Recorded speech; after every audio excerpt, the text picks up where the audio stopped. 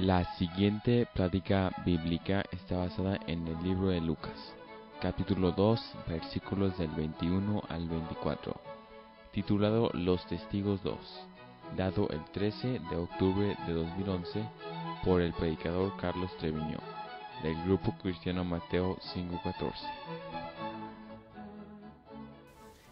Bien, pues entonces estamos en el capítulo 2 del Evangelio de Lucas.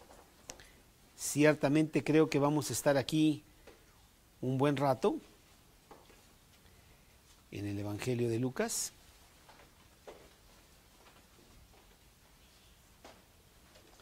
Evangelio de Lucas, capítulo 2, y en esta ocasión, en esta noche, continuamos, vamos a ver el capítulo 2, empezando en el versículo 21.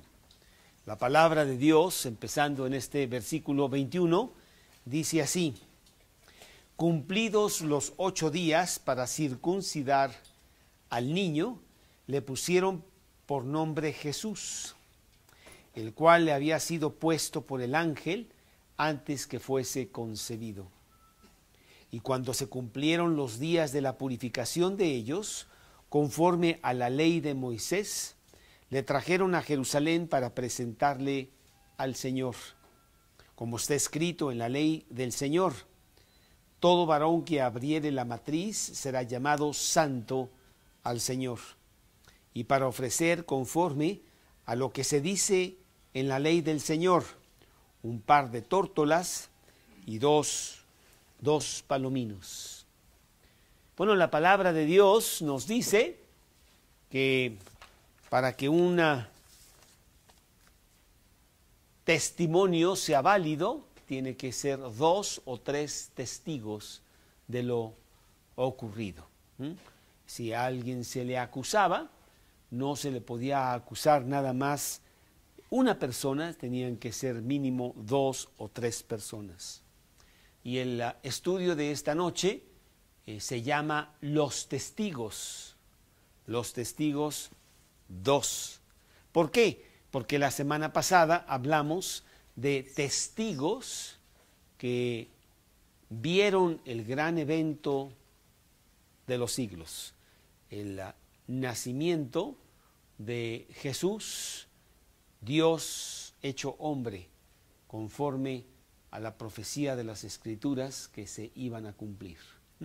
Y la semana pasada hablamos de los pastores de Belén, como ellos, siendo avisados por el ángel, estando en las vigilias de la noche sobre su rebaño, recibieron el mensaje del ángel de que en Belén había nacido el Salvador.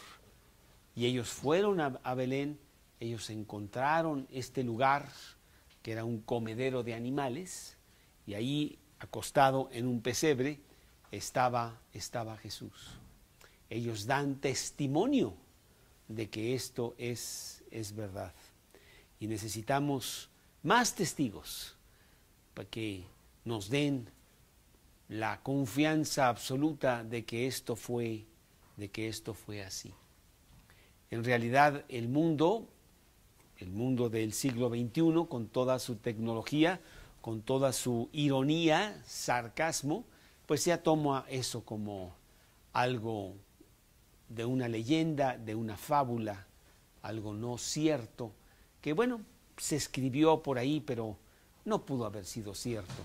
Mas cuando vienen los testigos y nos dan validez de lo que ellos mismos vieron, entonces pues podemos pensar 2 veces acerca de lo que pasó. Y más si hay testigos vivos. Marta pudo haber tenido la experiencia de ver qué pasó con ese accidente de la esquina. Y entonces viene el reportero y le dice: por favor, Marta, cuéntenos qué pasó. Porque sucede que pues hubo muy pocas personas que estuvieron viendo este evento, y necesitamos corroborar lo que ellos dicen, porque uno dice que no, tú me pegaste a mí, y no, tú me pegaste a mí, ¿cómo vamos a saber?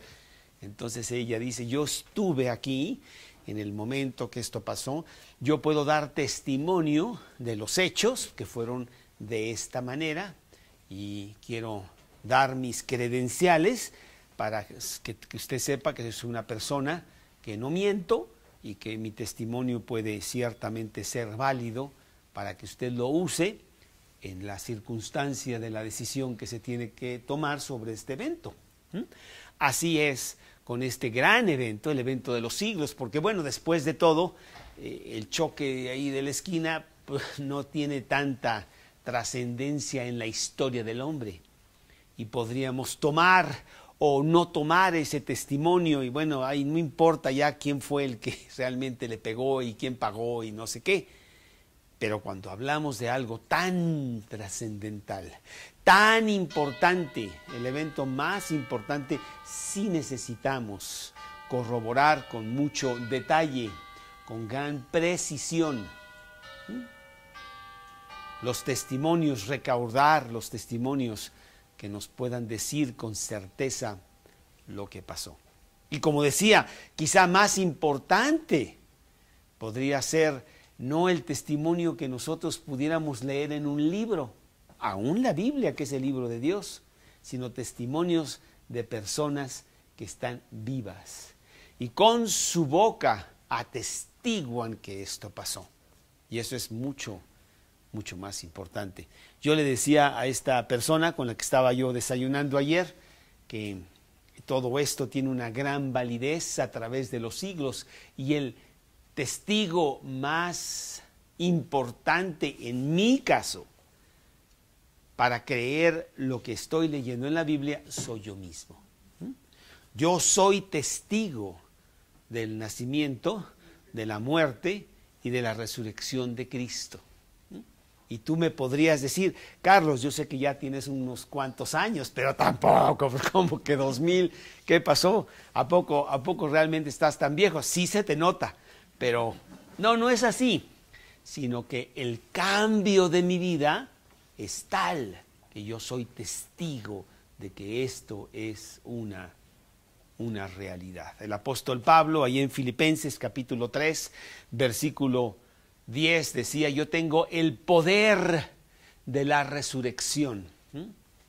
Yo mismo he resucitado viendo lo que a Jesús le pasó, que él mismo resucitó, vino a mi corazón, transformó mis interiores, al punto de que yo atestiguo de que esto es verdad. ¿Qué me podrían a mí haber dicho? ¿Qué me podrían haber enseñado? ¿Qué me podrían haber dado para tener el cambio tan importante de mi vida? Llevo 34 años con Cristo. Desde aquella noche de febrero 28 de 1977, en donde yo fui quebrantado, confundido, perdido, a escuchar la realidad de Jesús. Y una persona testigo de la resurrección, testigo también de lo que había pasado por el cambio de su vida, me contó, me dijo lo que la Biblia dice. Esa noche yo recibí a Cristo. Hubo un cambio muy importante en mi vida, cambio que continúa en progreso día tras día, con diferentes cosas que estoy aprendiendo de Él. Yo soy testigo de que todo esto es cierto. Igual que estos pastores de Belén allá que dicen que esto pasó. Vamos a leer Deuteronomio capítulo 19, versículo 15. Deuteronomio 19, 15. Y bueno, es lo que nos dice la palabra de Dios. Precisamente, no se tomará en cuenta a un solo testigo contra ninguno en cualquier delito ni en cualquier pecado en relación con cualquier ofensa cometida. Solo por el testimonio de 2 o 3 testigos se mantendrá la acusación. Mateo 18, 16. Mateo 18, 16. Mas si no te oyere, toma aún contigo a uno o dos, para que en boca de 2 o 3 testigos conste toda palabra. Segunda de Corintios 13:1. Hay muchos versículos, quiero nada más nombrar algunos, en donde se nos dice de la realidad de que estos eventos tienen que ser corroborados con testigos, pero tienen que ser cuando menos 2 o 3 testigos. Segunda de Corintios 13:1. Esta es la tercera vez que voy a vosotros, por boca de 2 o 3 testigos se decidirá todo asunto. Hebreos 10:28. Hebreos 10:28. El que viola la ley de Moisés por el testimonio de 2 o 3 testigos muere irremisiblemente. Sí, así es que sí necesitamos testigos para este gran acontecimiento.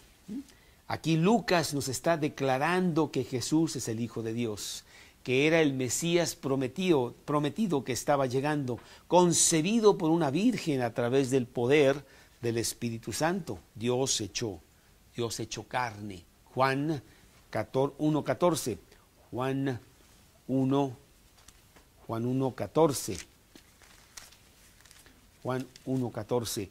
Y aquel verbo fue hecho carne y habitó entre nosotros y vimos su gloria, gloria como del unigénito del Padre, lleno de gracia y de verdad.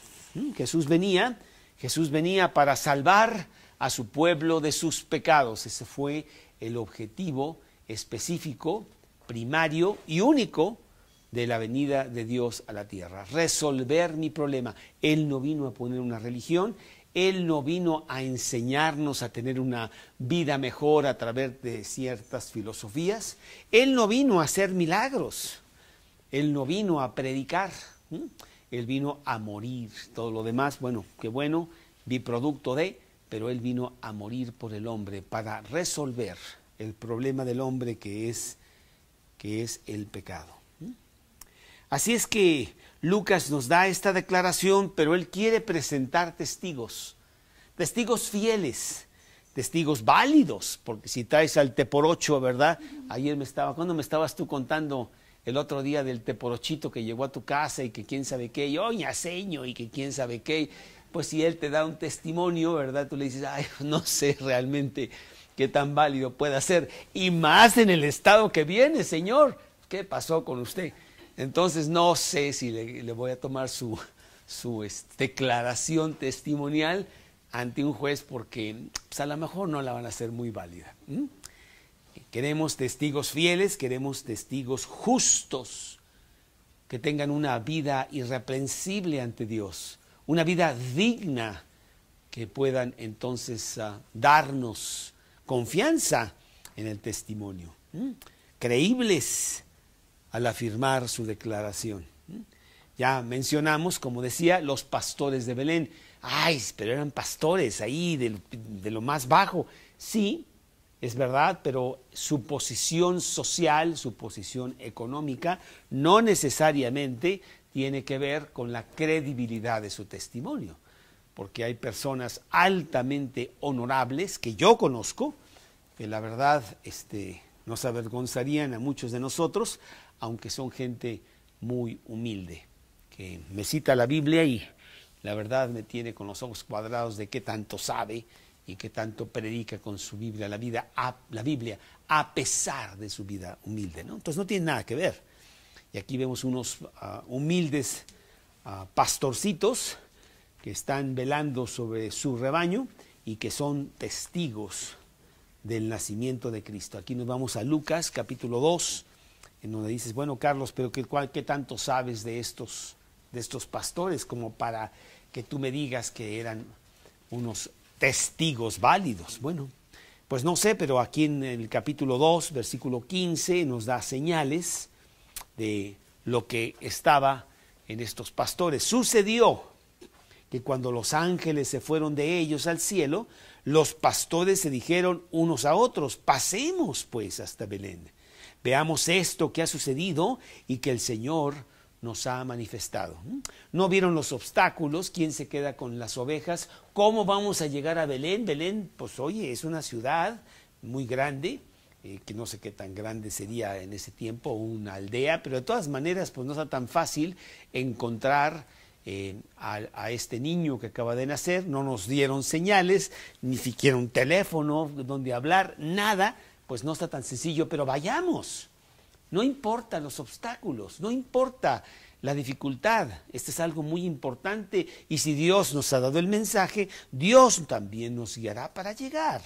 Por lo tanto, veo en ellos una fe interna, una lucidez espiritual en su interior que me habla mucho de el carácter de estos hombres.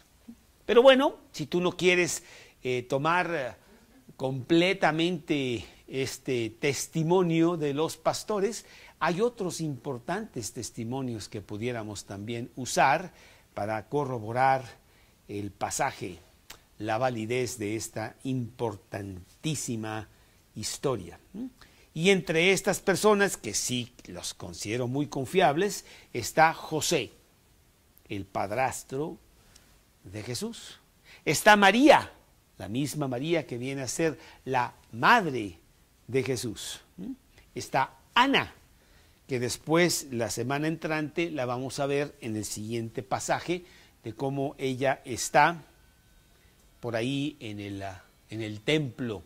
Es una profetisa que anda por ahí, y ella también nos será de testigo.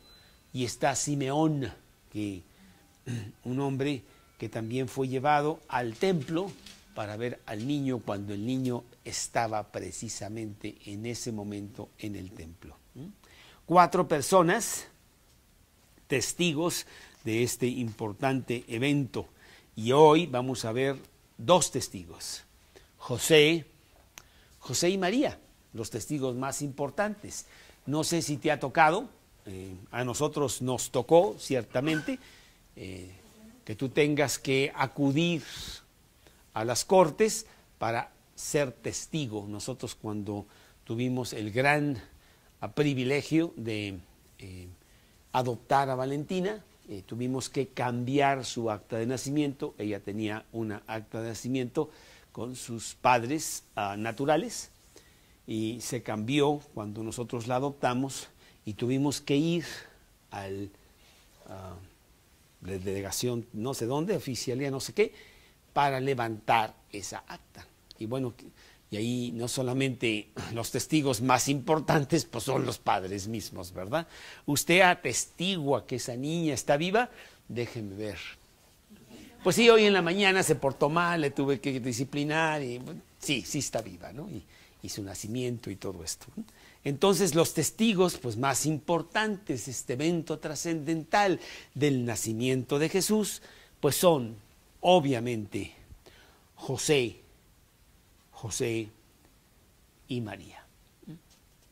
Y ya hablamos algo de José. No quiero dedicarme a hablar nada más de él en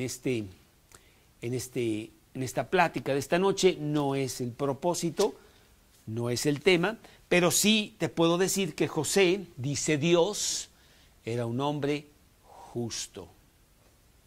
Era un hombre en el cual podrías confiar de su testimonio. ¿Dónde lo vemos? Aquí está en Mateo 1:19, entre otros versículos. Dice Mateo 1:19. José, su marido, como era justo y no quería infamarla, quiso dejarla secretamente. Aquí la palabra justo no quiere decir que él le pagaba a su jardinero su monto correcto, y entonces pues era un hombre justo, porque en lugar de darle 2 pesos ahí negociándole 1 peso menos, le daba lo que era justo. No es esa la palabra. Aquí la palabra es justificación, justo ante Dios. en buen estado para con Dios por su fe en Él.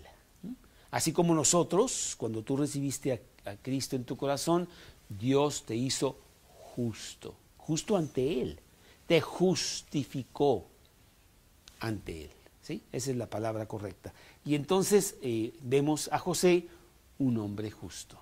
Bueno, podríamos decir que sí califica como un buen testigo. María, bueno, María yo creo que también califica como una buen testigo. También María era una mujer justa ante Dios.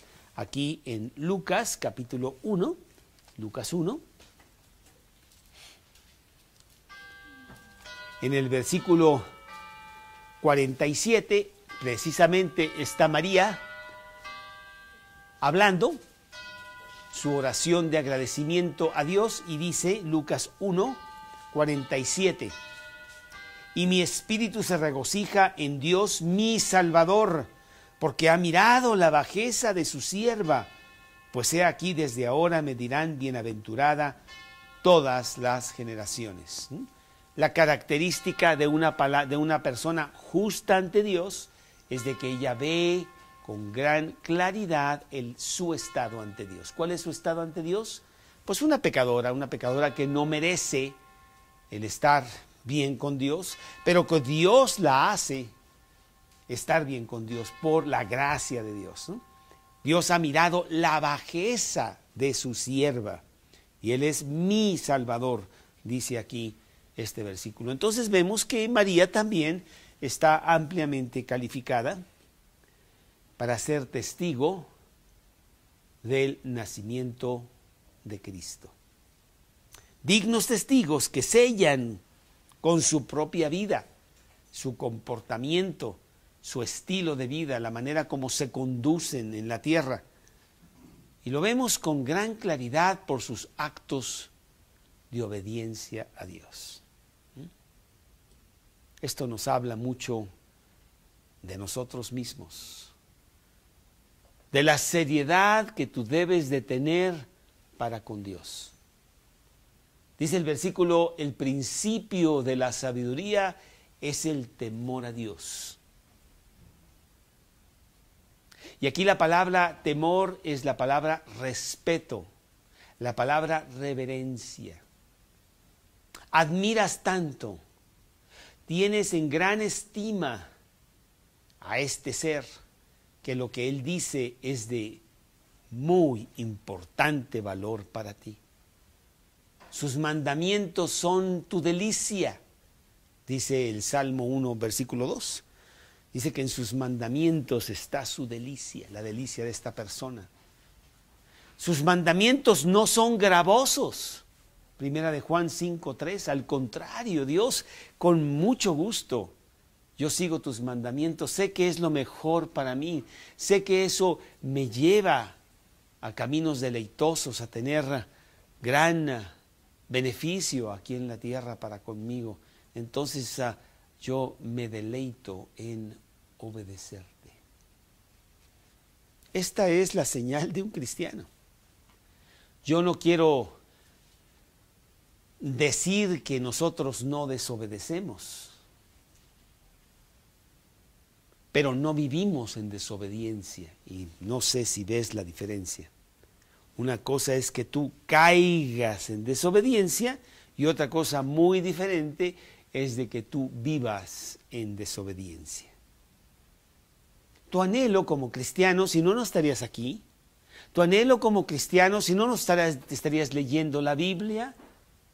No tendrías a Cristo en tu corazón como tu Señor. Es agradar a tu Señor. Dime lo que tú quieres que yo haga y yo lo haré. Yo tengo un gran deseo de servirte, un gran deseo de agradarte. Lo que tú me has dado es tan infinito que no lo puedo ni siquiera comprender. Me has regalado el cielo cuando yo no lo merezco. Y ahora solamente tengo una actitud maravillosa de gratitud. ¿Qué podría yo pagar hacer para compensar lo que has hecho por mí, no mereciendo yo nada? Pues lo único que puedo hacer es mostrar mi agradecimiento a ti con mi obediencia. Mi obediencia sin importar el mandamiento que me des. Sin importar si a mí me conviene obedecerte. Si entiendo el mandamiento y estoy plenamente convencido de que debo obedecer o no, sino sencillamente el hacerlo. El tener la oportunidad de mostrarte que sí estoy muy agradecido. Y tú me dices, yo quiero que levantes ese papel del piso, y no has acabado de decirlo y ya lo levanté, porque quiero que veas mi actitud y quiero que veas que yo quiero agradarte. ¿Esa es una persona justa? ¿Es una persona que tiene a Cristo en su corazón? ¿Es una persona que teme el quedarle mal a Dios? Dios, ¿cómo te podría yo quedar mal ante lo que tú has hecho por mí? No quiero hacer eso y te quedaré mal porque siendo un pecador, sin duda, fallaré. Pero no en las cosas en donde tengo control. ¿Cuántas cosas de mi vida han estado pasando desde esos tiempos que acepté a Cristo en mi corazón hasta ahora? En donde con claridad yo veo el versículo y dice, Carlos, no mentirás. Bueno, aquí está muy claro que yo no debo de mentir. La mentira es algo que no debe ser parte de mi vida. Y muchas veces la disfrazamos con la mitad de la verdad. Muchas veces pensamos que al no mentir abiertamente, pues no mentí, pero es igual de mentira, ¿no? Porque está el espíritu de lo que dices.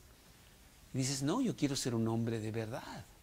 Un hombre de verdad, aunque haya daño en mi contra. ¿Dónde está ese versículo, Karina? ¿Te acuerdas? ¿Tú lo usas mucho? Sí, Salmo 15. Salmo 15, ¿verdad? Que aún en daño mío, tú no me vas a ver a mí flaquear. 4. Honra a los que temen a Jehová, que aún jurando en daño propio, no por eso cambia. Entonces yo voy a decir la verdad. No importa cuáles sean las consecuencias. Y Dios me sacará adelante. Salmos 15:4, es que nomás leí un pedacito y por eso a lo mejor estás hecha bolas, pero es Salmos, la segunda parte del Salmo 15:4. Y ya queremos aprender a ser hombres de verdad. ¿Cómo puedo yo decirle a mis hijos que el rojo del semáforo es para que tú no cruces hasta que esté en verde? Si tú lo haces todo el tiempo. Papá, ¿qué pasó? Pues me estás diciendo que el rojo, y yo que el rojo no quiere decir eso porque tú no lo haces, etcétera, ¿no? Y queremos realmente ser hombres de verdad. Queremos agradar a Dios, ¿no? En toda nuestra manera de vivir. De esa manera seremos testigos fieles. Habrá más impacto para con las personas que les decimos de Cristo. Porque bueno, ¿de dónde viene esto que nos están hablando de Cristo? Viene de esta persona. Pues mira su vida. Mira cómo esta persona está realmente viviendo su cristianismo. Realmente muy, muy importante. Bien. Entonces vamos a ver dos actos de obediencia que nos hablan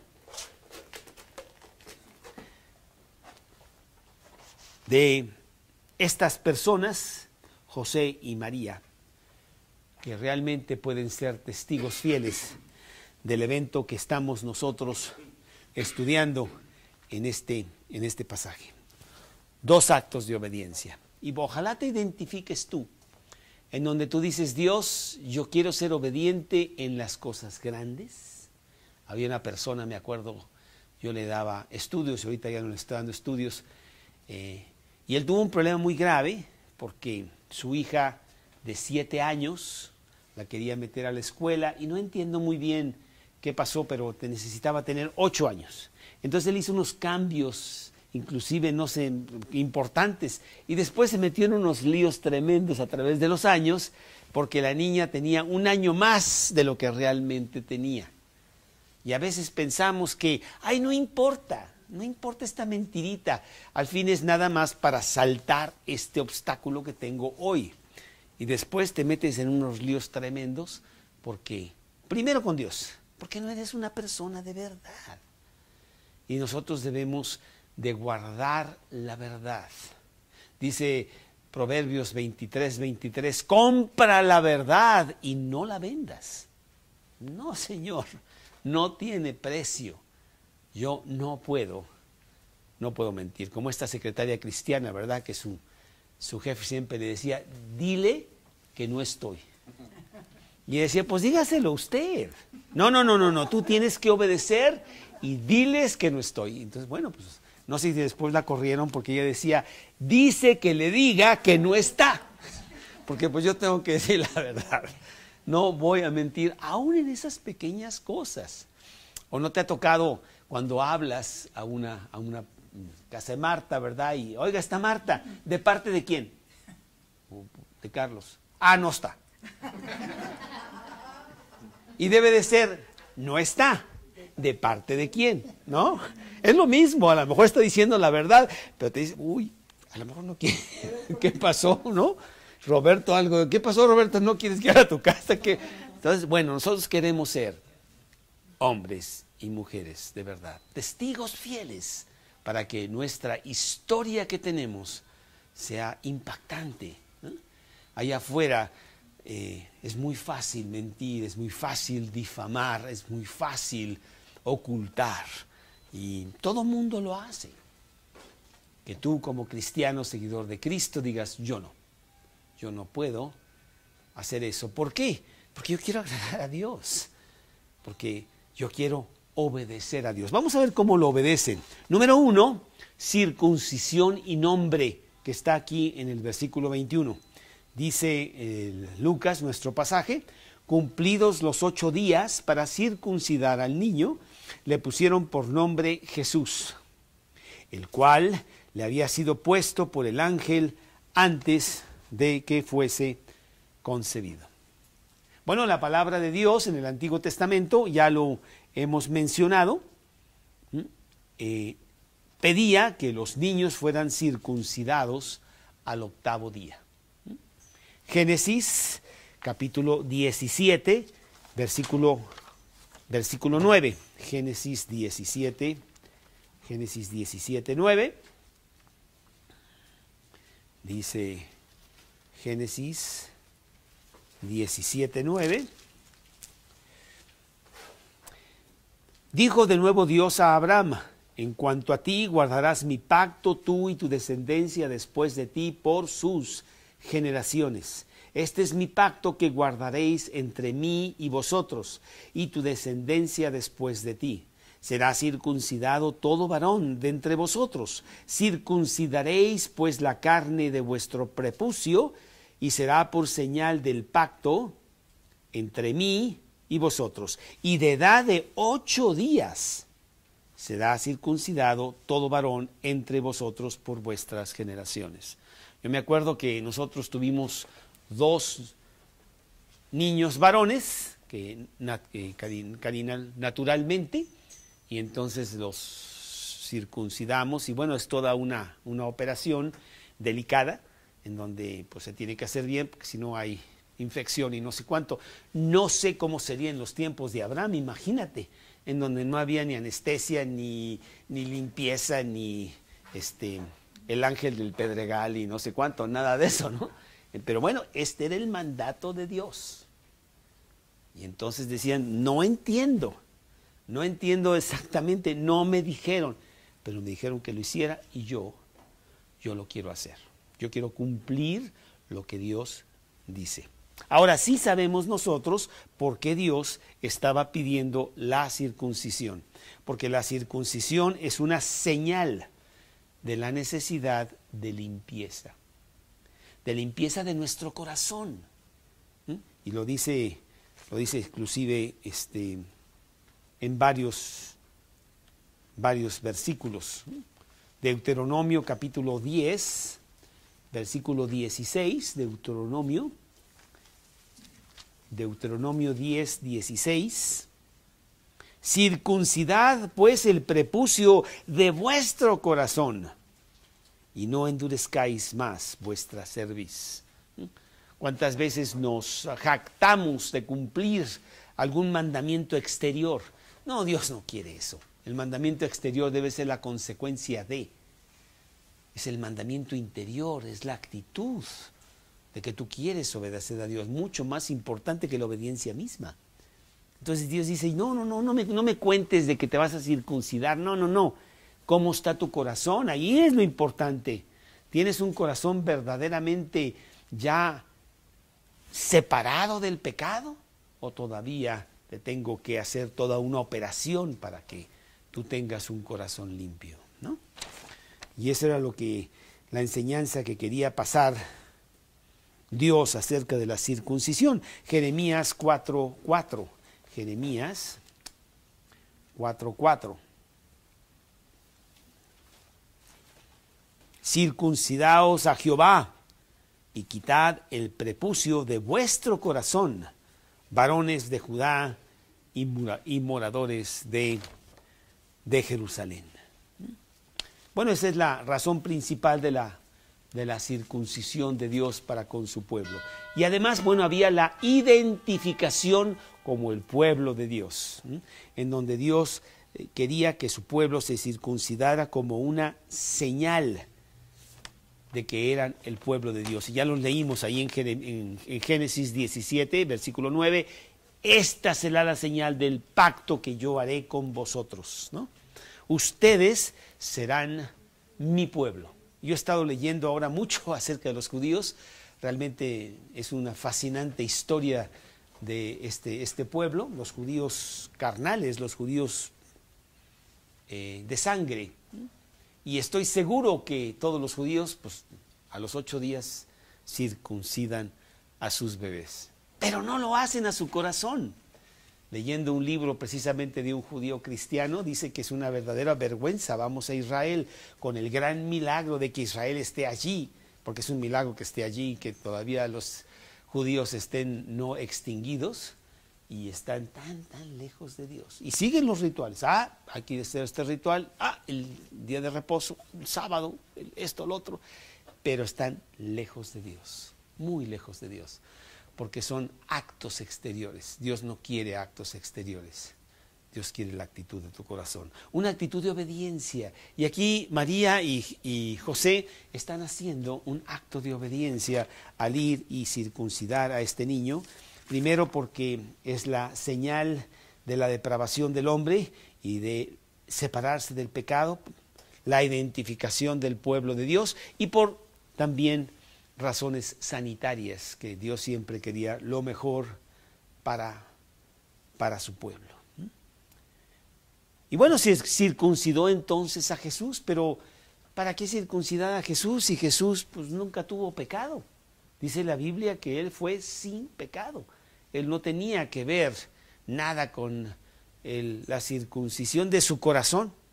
Sí, pero Jesús iba a cumplir la ley.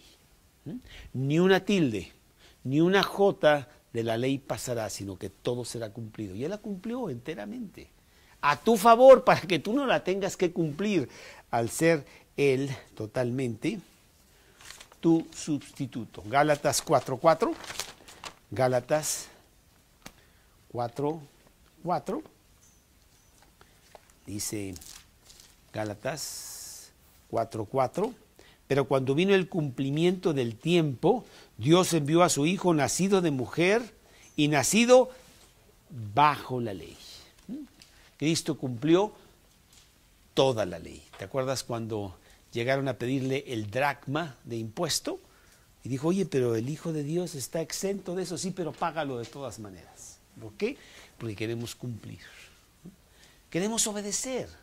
Y hay muchas leyes que están en mandatos de Dios aquí en la Biblia, que a medida que tú vas leyendo la Biblia, tú dices, yo quiero obedecer esto, nunca ni sabía de esto, pero yo quiero obedecer, yo quiero estar bien con Dios, yo quiero realmente que Él vea mi agradecimiento a través de mi obediencia. Y te pregunto si ese es el caso, si eres realmente un devoto de la obediencia a Dios, estricto seguidor de sus mandamientos internos de actitud, no legalismo, de que tengo que llegar a las 8 en punto porque el estudio empieza a las 8. Y ahí estoy yo, siempre llego 2 minutos antes como Gaby. No, hombre, pero luego en el estudio ni te das cuenta qué pasó porque tu mente está muy lejos de aquí, ¿no? Pues no queremos eso, no es eso, ¿no? No es el legalismo de cumplir la ley, sino el espíritu de cumplir la ley. Circuncidado al octavo día. Y además, dice aquí la palabra de Dios, que además de la circuncisión, en el mismo acto de ese octavo día de circuncidar al bebé, le ponían nombre. Dice aquí, cumplidos los 8 días para circuncidar al niño, le pusieron por nombre Jesús. Los primeros 8 días nada más le decían, niño, oye tú niño, ya duérmete. Y a los 8 días, ya no, ya le decían por su nombre. No sé si fue el caso tuyo, nosotros no, porque circuncidamos a nuestros hijos el mismo día. Entonces, pues ya le podíamos decir. Ahora ya no se llama Carlitos, siempre le dicen Carlitos, pero sabes que Carlitos ahora soy yo. Y cuando veo a mi hijo, digo, hola, ¿cómo estás? Pero bueno, le pusieron por nombre Jesús. ¿Por qué le pusieron por nombre Jesús? ¿Por qué no le pusieron José? Sabes que en México tenemos mucho la costumbre de que el hijo se llama igual que el papá. Después es un lío, Roberto. Aquí en la casa dice Karina, ¡Carlos! Y digo, ¿me estará hablando a mí? ¿O estará hablando a mi hijo? ¡Qué lío! Y entonces ella tiene que decir, no, pues usted estaba hablando a ti. Ah, pues yo creí que era a mí. Bueno, un lío. Pero bueno, aquí no, aquí fue Jesús. ¿Por qué? Porque le había sido puesto por el ángel antes que fuese concebido. María no tuvo ningún problema en seleccionar un nombre para su hijo. Le fue dado por el ángel cuando se le apareció el ángel, ahí en el versículo del capítulo 1, versículo 31. Y ahora concebirás en tu vientre y darás a luz un hijo y llamarás su nombre Jesús. ¿Qué quiere decir Jesús? Jesús quiere decir Jehová salva. Eso es lo que quiere decir. En hebreo es Josué. ¿Tú sabes que Jesús y Josué es la misma palabra? Y como en México tenemos muchas personas que se llaman Jesús, que no sé, pobres padres pobre niño le pusieron a sus padres Jesús a su bebé, para que ya más o menos compongamos la cosa, ya no le vamos a decir Jesús. Oye, Josué, no me hace caso porque se llama Jesús, pero no sabe que Josué y Jesús es lo mismo, y no le quiero llamar Jesús, pues ¿cómo que Jesús? ¿Verdad? Entonces hay que decir, hoy en la mañana estaba hablando por teléfono con un americano, que se llama Josué. Y no tuve la oportunidad, le iba a decir, oye, precisamente ahorita estoy estudiando que ya sé lo que quiere decir Josué. Digo, para que sepas. Jehová salva. Es Jehová el que salva. ¿Qué mal tenemos nosotros la información de que Dios es un Dios de ira, que está muy mal con el hombre y que por lo tanto tú no te puedes acercar a Él? Y entonces tienes que usar a María. María, tú sabes que Jesús hace todo lo que María le dice, y entonces vas a María y le dices, oye, échame una manita, dile que me acepte, ¿no? Y esa es la creencia de la religión, que vayas a María porque no puedes ir a Dios, Dios está muy enojado contigo. Bueno, pues eso no está en la Biblia, ¿no? No está enojado contigo, está enojado con tu pecado, pero no con el pecador. Dios es el que salva. Hay que recurrir a Dios mismo, a Él, porque Dios es el que nos da la salvación. Y no tengo por qué tener temor de ir a Él directamente cuando Él me da tantos versículos que dicen que Él es el que me ofrece, me otorga la salvación. Desde el Antiguo Testamento, Deuteronomio 33, 29. Deuteronomio 33, 29, y otra vez agarro unos cuantos versículos, está por todos lados. Bienaventurado tú, oh Israel, ¿quién como tú? Pueblo salvo por Jehová. 33, 29. Pueblo salvo por Jehová. Primera de Crónicas 16, 31. Primera de Crónicas 16, 31. Alégrense los cielos, gócese la tierra y digan en las naciones, Jehová reina, Jehová salva, es en el original. Salmos 106, 21. Salmos 106, 21. Olvidaron al Dios de su salvación, dice el versículo. Isaías 45, 15, y aquí te estoy dando algunos versículos más para que veas la importancia de que tú entiendas de que es Dios el que salva. No necesitamos ningún intermediario de ninguna clase. Podemos ir a Él que nos ofrece directamente. Isaías 45, 15. Isaías 45, 15. Verdaderamente tú eres Dios, que te encubres, Dios de Israel, que salvas.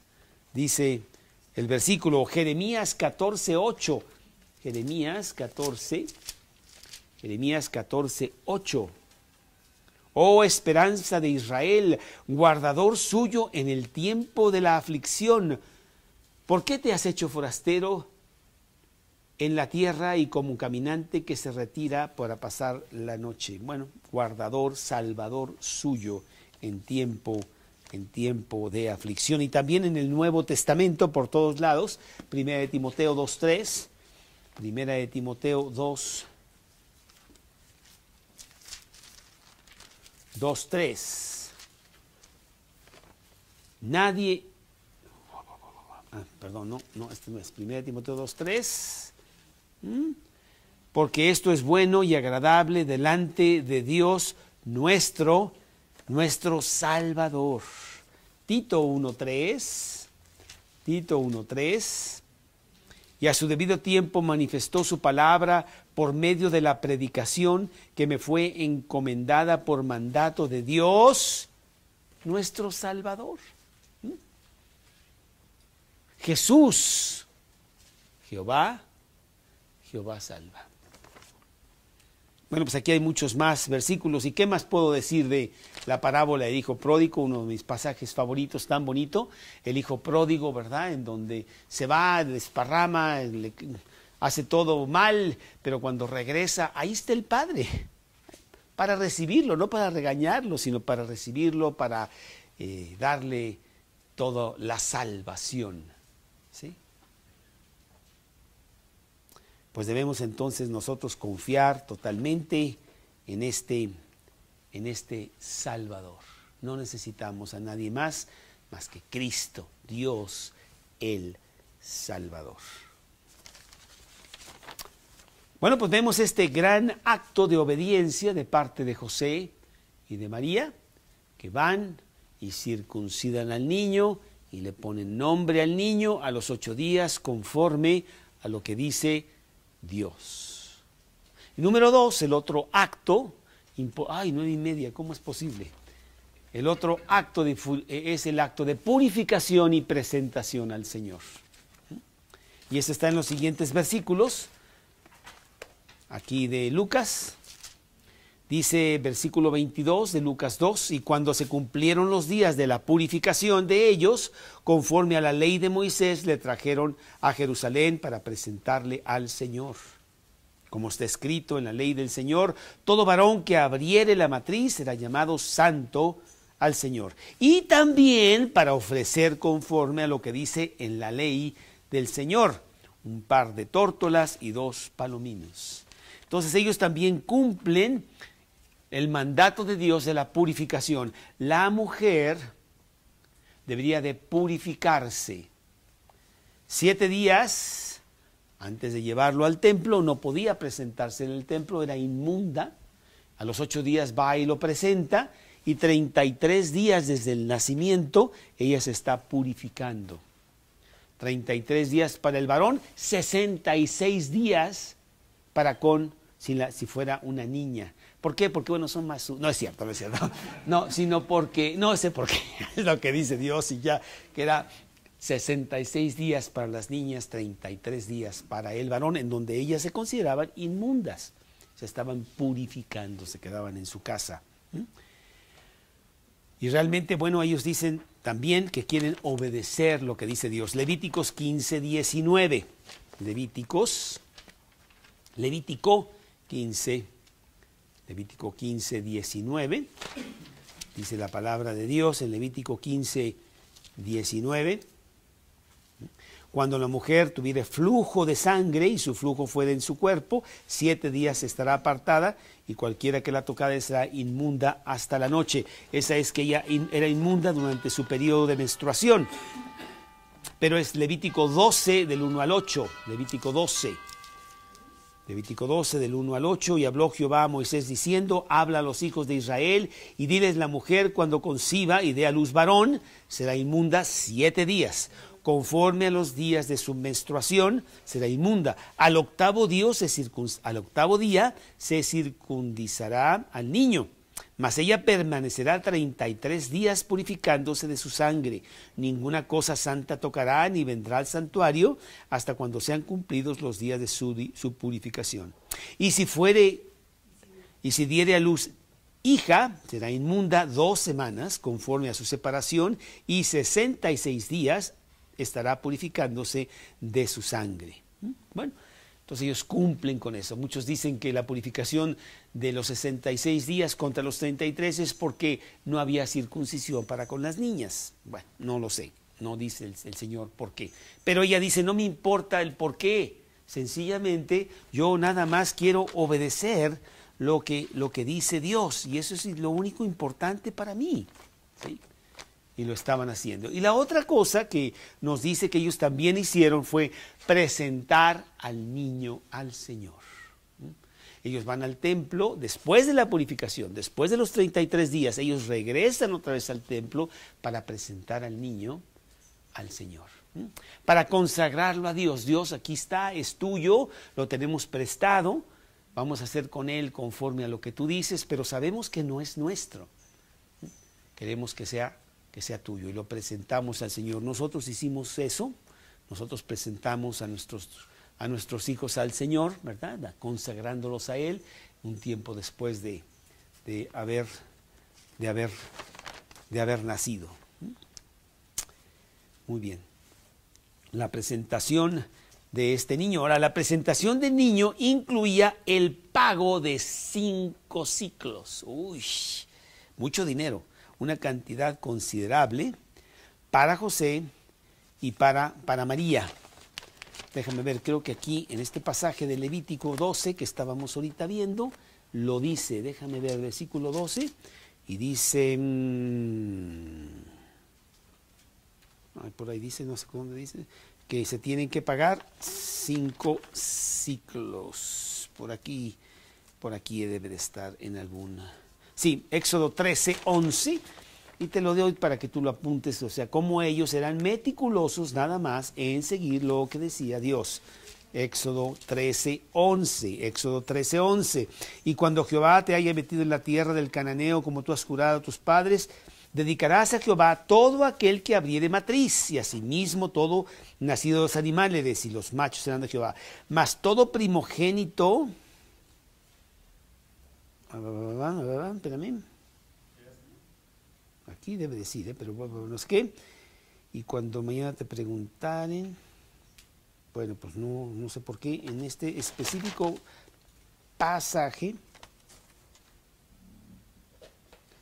No lo dice, pero tenías que pagar 5 ciclos. Ahora, lo que quiero decir es de que, pues era mucho dinero para ellos. Oye, mejor no, pues, este mandamiento, pues no, pues es que es mucha lana. Mira, tuvimos que venir hasta Belén, hemos hecho muchas cosas y la verdad es que andamos muy cortos, ¿sí?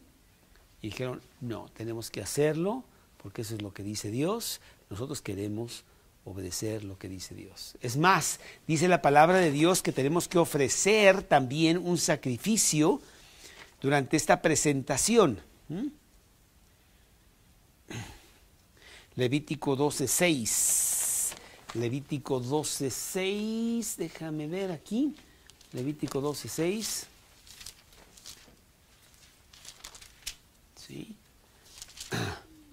Cuando los días de su purificación fuesen cumplidos por hijo o por hija, traerás un cordero de 1 año para holocausto y un palomino o una tórtola para expiación a la puerta del tabernáculo de reunión. Versículo 8. Y si no tienen lo suficiente para un cordero, tomará entonces 2 tórtolas o 2 palominos, uno para el holocausto y otro para la expiación, y el sacerdote hará expiación por ella y será limpia. Bueno, esto es lo que vemos en nuestro pasaje. Ellos no tenían lo suficiente, pero de todas maneras querían cumplir los mandatos de Dios. Y en nuestro pasaje aquí de Lucas 2, dice en el versículo 24, y para ofrecer conforme a lo que se dice en la ley del Señor, un par de tórtolas o dos palominos. Bueno, qué bonito pasaje, ¿no? Un pasaje que inclusive le podríamos poner obediencia. Testigos fieles que estaban dispuestos a obedecer y con su obediencia veías precisamente su fidelidad.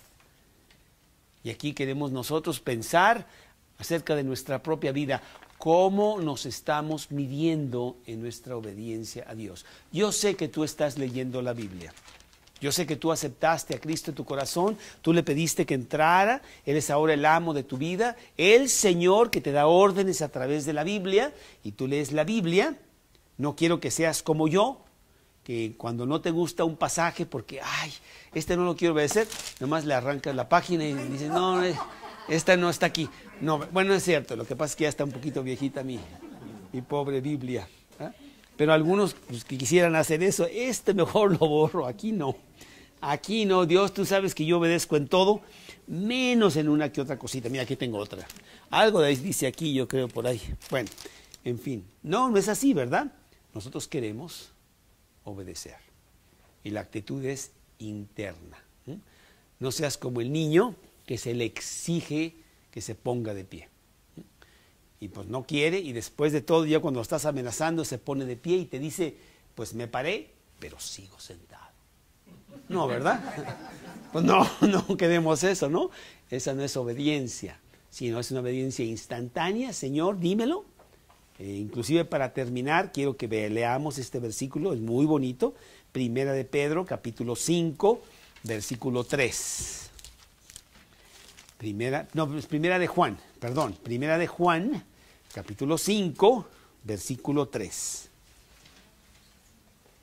Es más, te lo doy de tarea para memorizarlo en estos días, no es tanto, para aquellos que dicen que no pueden memorizar, no es mucho. Mira, Primera de Juan, capítulo 5, versículo 3. Este es el amor de Dios. Pues este es el amor a Dios, que guardemos sus mandamientos. ¿Sí? Pero mira lo que dice después. Y sus mandamientos no son gravosos. Al contrario, son una delicia. Dios, estoy muy contento de que tú me des a mí el poder de obedecer tus mandamientos. Antes tus mandamientos sí me eran gravosos. Tus mandamientos yo no los podía seguir para nada. Había mucha rebeldía y ahora no, es mi delicia. Es más, en esos mandamientos, dice el Salmo 1, medito de día y de noche. Que ese sea la característica de tu vida, tu obediencia a Dios. Tendrá muchos frutos y el fruto mayor es de que tu vida estará bien cuadrada y tu testimonio serás testigo de Dios mismo ante mucha gente que está allá afuera, que anhela ver una vida que realmente hable de Dios. No una boca que hable de Dios, una vida que hable de Dios. ¿Sí? Vamos a orar, vamos a darle gracias a Dios por esta tan bonita enseñanza. Señor, te damos gracias.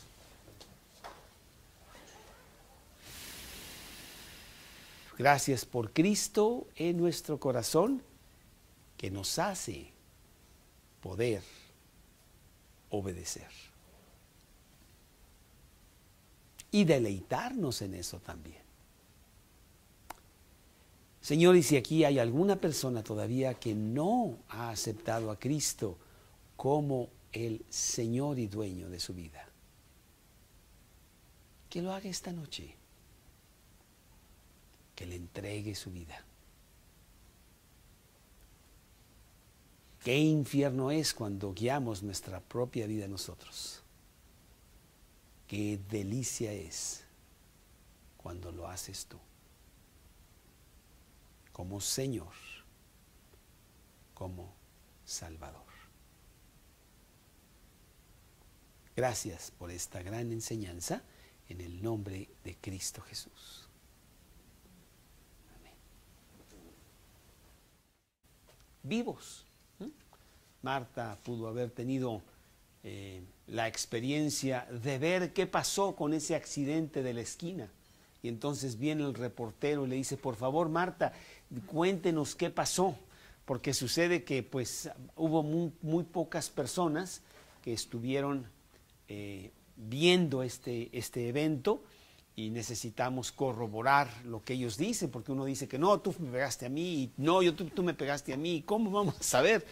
Entonces ella dice, yo estuve aquí en el momento que esto pasó, yo puedo dar testimonio de los hechos que fueron de esta manera y quiero dar mis credenciales para que usted sepa que es una persona que no miento y que mi testimonio puede ciertamente ser válido para que usted lo use en la circunstancia de la decisión que se tiene que tomar sobre este evento. Así es con este gran evento, el evento de los siglos, porque bueno, después de todo, el choque ahí de la esquina pues, no tiene tanta trascendencia en la historia del hombre. Y podríamos tomar o no tomar ese testimonio, y bueno, ahí no importa ya quién fue el que realmente le pegó y quién pagó y no sé qué. Pero cuando hablamos de algo tan trascendental, tan importante, el evento más importante, sí necesitamos corroborar con mucho detalle, con gran precisión, los testimonios, recaudar los testimonios que nos puedan decir con certeza lo que pasó. Y como decía, quizá más importante podría ser no el testimonio que nosotros pudiéramos leer en un libro, aún la Biblia, que es el libro de Dios, sino testimonios de personas que están vivas y con su boca atestiguan que esto pasó. Y eso es mucho más importante. Yo le decía a esta persona con la que estaba yo desayunando ayer que todo esto tiene una gran validez a través de los siglos y el testigo más importante en mi caso para creer lo que estoy leyendo en la Biblia soy yo mismo. Yo soy testigo del nacimiento, de la muerte y de la resurrección de Cristo. Y tú me podrías decir, Carlos, yo sé que ya tienes unos cuantos años, pero tampoco, como que 2000, ¿qué pasó? ¿A poco realmente estás tan viejo? Sí se te nota, pero no es así, sino que el cambio de mi vida es tal que yo soy testigo de que esto es una realidad. El apóstol Pablo, ahí en Filipenses capítulo 3, versículo 10, decía, yo tengo el poder de la resurrección. Yo mismo he resucitado viendo lo que a Jesús le pasó, que él mismo resucitó, vino a mi corazón, transformó mis interiores. al punto de que yo atestiguo de que esto es verdad. ¿Qué me podrían a mí haber dicho? ¿Qué me podrían haber enseñado? ¿Qué me podrían haber dado para tener el cambio tan importante de mi vida? Llevo 34 años con Cristo, desde aquella noche de febrero 28 de 1977, en donde yo fui quebrantado, confundido, perdido, a escuchar la realidad de Jesús. Y una persona testigo de la resurrección, testigo también de lo que había pasado por el cambio de su vida, me contó, me dijo lo que la Biblia dice. Esa noche yo recibí a Cristo.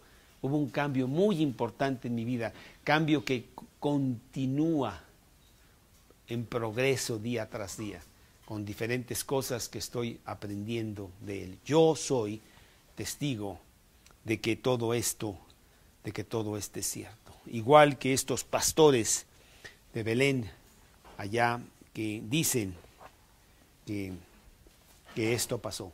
Vamos a leer Deuteronomio capítulo 19, versículo 15. Deuteronomio 19, 15. Y bueno, es lo que nos dice la palabra de Dios. Precisamente, no se tomará en cuenta a un solo testigo contra ninguno en cualquier delito ni en cualquier pecado en relación con cualquier ofensa cometida. Solo por el testimonio de 2 o 3 testigos se mantendrá la acusación. Mateo 18, 16. Mateo 18, 16. Mas si no te oyere, toma aún contigo a 1 o 2, para que en boca de 2 o 3 testigos conste toda palabra. Segunda de Corintios 13, 1. Hay muchos versículos, quiero nada más nombrar algunos, en donde se nos dice de la realidad de que estos eventos tienen que ser corroborados con testigos, pero tienen que ser cuando menos 2 o 3 testigos. Segunda de Corintios 13, 1. Esta es la tercera vez que voy a vosotros, por boca de 2 o 3 testigos se decidirá todo asunto. Hebreos 10, 28. Hebreos 10, 28. El que viola la ley de Moisés por el testimonio de 2 o 3 testigos muere irremisiblemente. Sí, así es que sí necesitamos testigos para este gran acontecimiento. Aquí Lucas nos está declarando que Jesús es el Hijo de Dios, que era el Mesías prometido que estaba llegando, concebido por una virgen a través del poder del Espíritu Santo. Dios echó ocurrido. Si a alguien se le acusaba, no se le podía acusar nada más una persona, tenían que ser mínimo 2 o 3 personas. Y el estudio de esta noche se llama Los Testigos 2.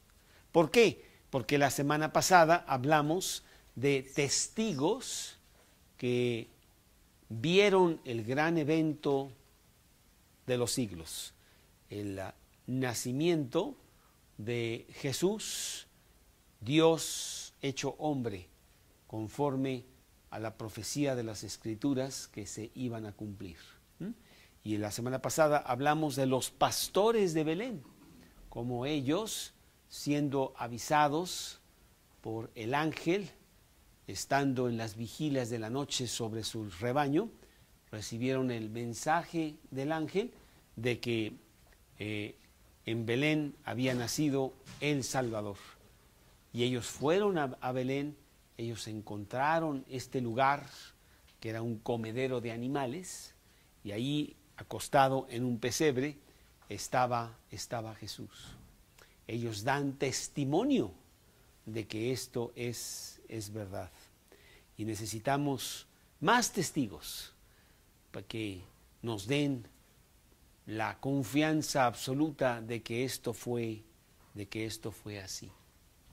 En realidad el mundo del siglo XXI, con toda su tecnología, con toda su ironía, sarcasmo, pues ya toma eso como algo de una leyenda, de una fábula, algo no cierto, que bueno, se escribió por ahí, pero no pudo haber sido cierto.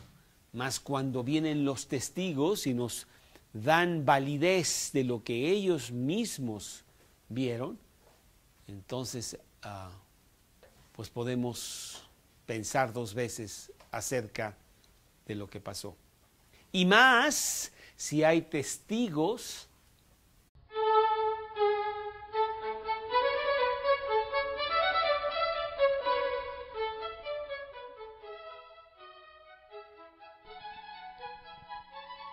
La siguiente plática bíblica está basada en el libro de Lucas, capítulo 2, versículos del 21 al 24, titulado Los Testigos 2, dado el 13 de octubre de 2011 por el predicador Carlos Treviño, del grupo cristiano Mateo 5:14.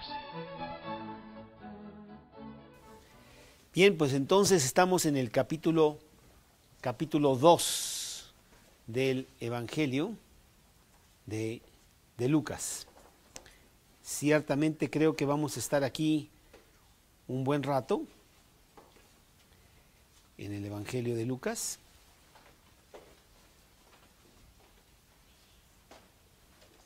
Evangelio de Lucas, capítulo 2, y en esta ocasión, en esta noche, continuamos, vamos a ver el capítulo 2, empezando en el versículo 21.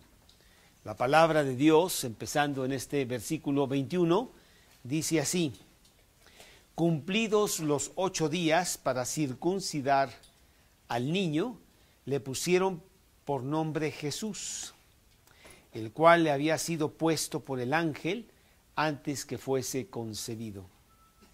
Y cuando se cumplieron los días de la purificación de ellos, conforme a la ley de Moisés, le trajeron a Jerusalén para presentarle al Señor.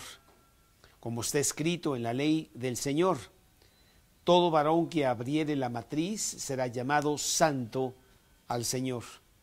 Y para ofrecer conforme a lo que se dice en la ley del Señor, un par de tórtolas y dos palominos. Bueno, la palabra de Dios nos dice que para que un testimonio sea válido, tiene que ser 2 o 3 testigos de lo